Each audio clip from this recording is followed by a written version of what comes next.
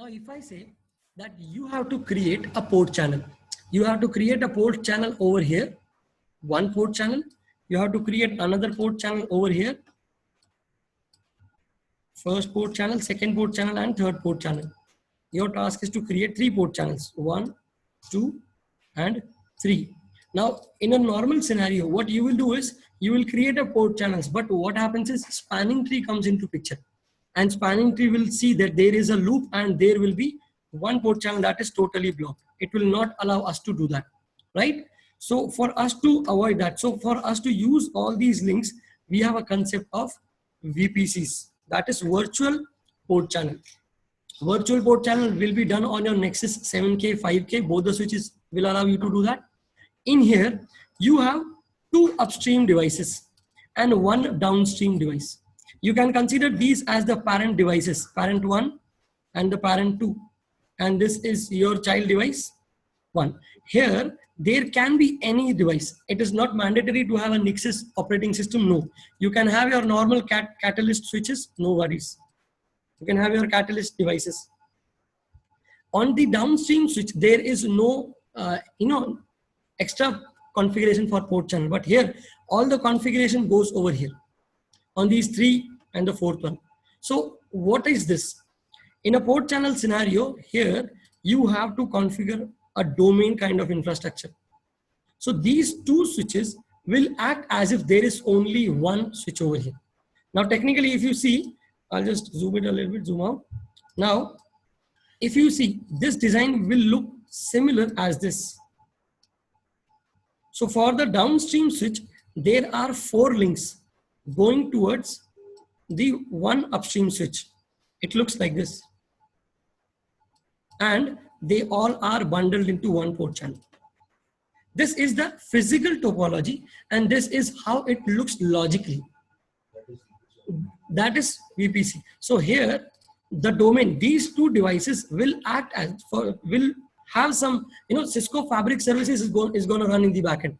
Now they both will act as if it is one switch only.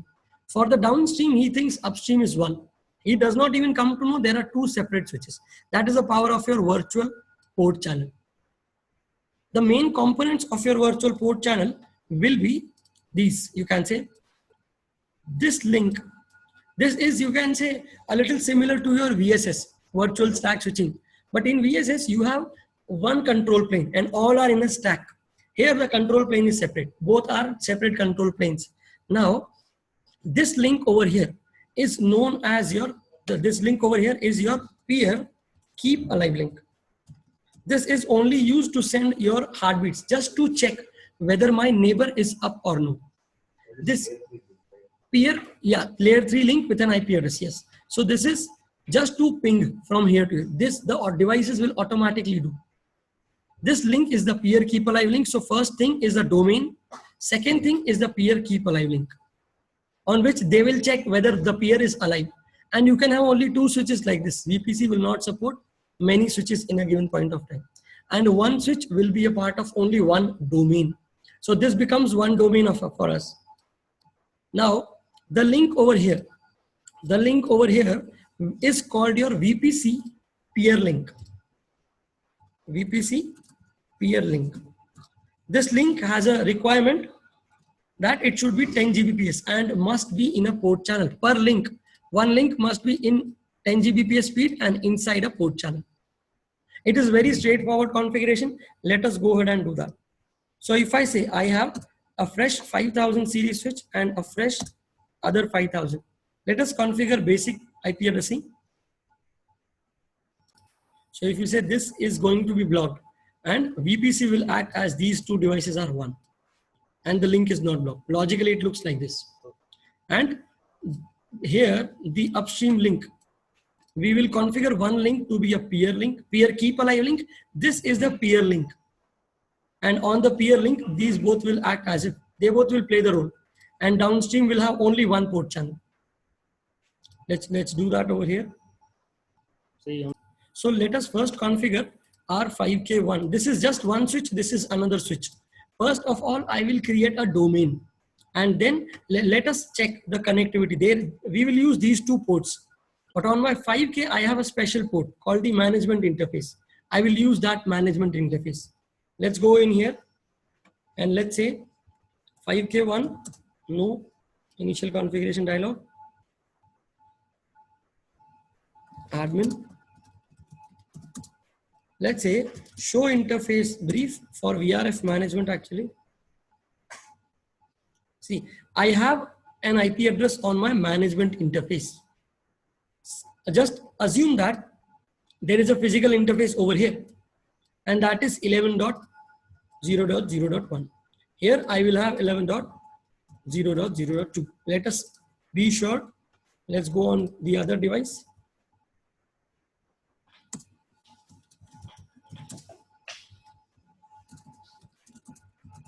Switch name. Show interface brief.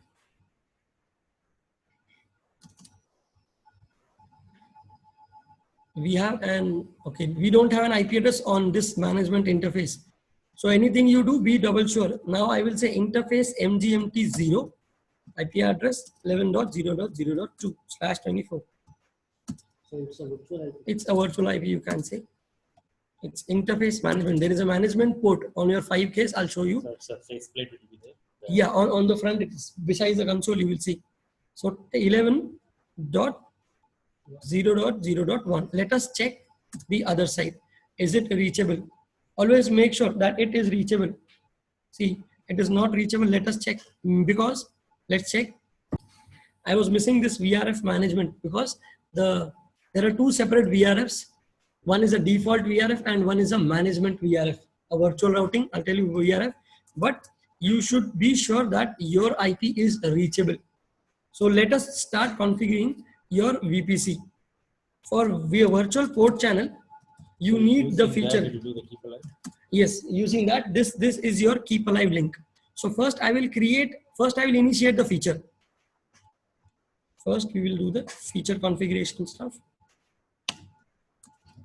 Feature VPC and feature LACP. Two features are supposed to be installed, right? Then, yeah, and then you will say configure is there, VPC domain and a number. This is a domain and this number should be same on both of your devices. VPC domain 1. And I will say here, peer, keep alive, destination is 11.0.0.2, source 11.0.0.1. Here you can say VRF management. Follow the routing table. There is a virtual routing and forwarding table called management. Follow this one. After this, you have to check. If you can say end, you can come outside. Show VPC is the command. Show VPC must tell you that the peer is alive. Means I'll have to do this on the other side also, but after you do this, it should show you that the peer is alive. Means I am actively able to reach the peer. Means the IP is pingable. It's as simple as that. So let's go back and push our commands. Feature LACP, feature VPC, and VRF. And I will go on the other side and I will do the same configuration. On the other side, what should be our configuration? It should be the destination. Source the destination will change and source will change over there. Because this is my 5K2, the other switch. He will say the destination is switch, first switch, and I will take my address, right? So let us copy this and paste it on your other device. Feature VPC, feature LACP, VPC domain and end. Now this is the very basic configuration. Show VPC. It should show you that the peer is alive. If it doesn't ping, you should troubleshoot here itself. Peer is alive means the IP is reachable. Second job is to configure is the peer link. This is the peer link. So for us to synchronize the brain, you can say data will not be passed on the peer link, but you have to configure a port channel between them first, right? So let us go. Now, what are the ports in the port channel? 10 and 11. Let us write the configuration of that. So configure terminal, control plane. Yeah, you can say yes. Cisco Fabric Services over Ethernet, CFS OE. Cisco Fabric Services is for SAN. Here it is over Ethernet, CFS over E. So all the MAC addresses synchronization between 5K1 and 2 will be done by CFS. Yeah. So now what we'll do is interface. Here you don't have to give the range. Interface E1/10-11 channel-group normal port channel 10 mode is active. Normal port channel. Right? Write it down if you want to. I will say interface port-channel 10. Here you can say switch port. Switch port mode is strong. And the important command here is VPC peer-link. This is supposed to be done on both the devices, depending on the number. This VPC peer link is the one that will make these two links as the peer link. So let's copy. The other will be a member port. So I'll say configure terminal, and I will say these ports VPC peer link on 5K configure terminal and peer link. See, we discussed earlier port type network and bridge assurance is automatically enabled. So we will test bridge assurance also. So if you have VLAN 10 one side and VLAN 10/20 on the other side, as discussed previously we have 10 over here and we have VLAN 10 and 20 over here. So it's like VTP pruning. You can say this guy will not ask 20 VLANs data. Recalling, we discussed bridge assurance. It is automatically enabled over here. So let's say show VPC and peer adjacency formed OK. This is very important. Means your configuration between this was done. You verified with keep alive. Here you will verify by seeing this. Peer adjacency is OK. Sometimes because of port channels, it does not come up. You have to be very slow. You have to be very patient. One by one, if you do, it comes up. Getting the point? This means your second step is also OK. Now the third step will be to configure your member ports. So I will create one port channel over here and one port channel over here. And on these member ports, I will say any number. For example, I'll say VPC 50. But this 50 should be 50 over here also. Normal port channel, how will you form a normal port channel? VPC works for upper switch. So you can imagine it like this. This is 5K. Upar wala 7K hai. See, it is actually this one. It is 7K, but I drove it like this. I just flipped it. So just assume that if you compare it with this. So let us create a port channel over this device. So I'll say configure terminal, interface E1/21 to 22, channel-group. I'll say 50, mode is active. Then you will say interface port-channel 50, switch port,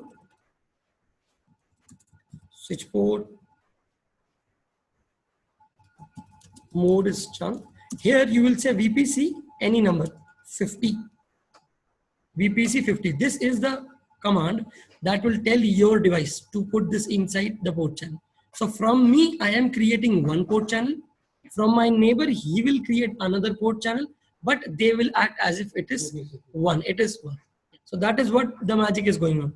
So let's go on this device, configure terminal. Now we will create a normal port channel over there.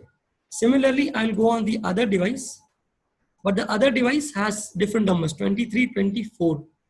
So the config will be like this, 23 and 24, all same. Actually, this can be different, but don't worry. Simply copy and paste it over here. Configure terminal.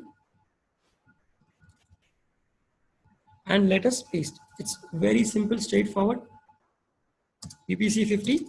The command to check your VPC is show VPC, but this will not come up. See, actually port channel will be here. Now the downstream device, we did not configure anything over here yet, right? From the downstream device's perspective, it is normal port channel. So what should be the configuration of that guy? It is E3/21 to 24, channel group 50. I can say mode passive. passive, and this VPC is not there. So from him, it is a normal port channel, no different configuration over there. So it will logically create one port channel. Let's see this one. Let's go on this device from here. So we are on that switch. We will simply say feature LACP and interface E3/21 to 24.